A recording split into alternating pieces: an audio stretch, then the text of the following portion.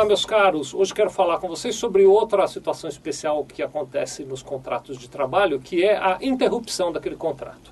Em algumas situações há a interrupção do contrato de trabalho e a partir dessa interrupção a gente vive uma situação um pouquinho especial naquele contrato de trabalho.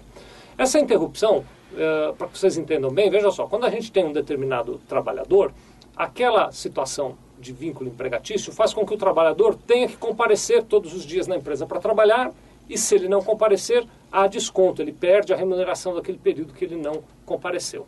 A legislação cria alguns casos em que o contrato de trabalho é interrompido e, como consequência dessa interrupção, o trabalhador deixa de comparecer para o trabalho, ele não vem trabalhar, mas apesar de não vir trabalhar, ele continua recebendo a remuneração dele.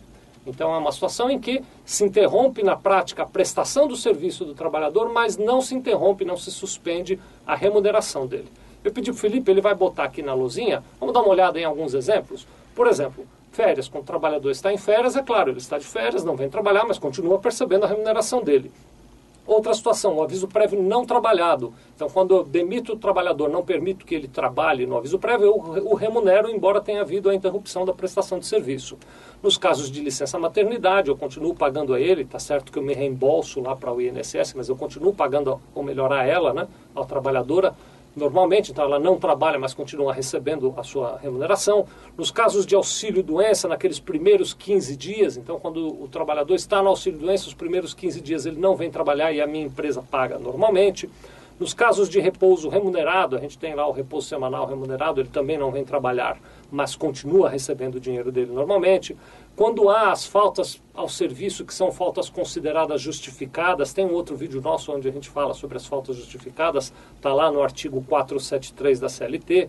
Nos casos de feriados, por exemplo, quando há feriado o trabalhador não vem trabalhar, mas ganha a sua remuneração.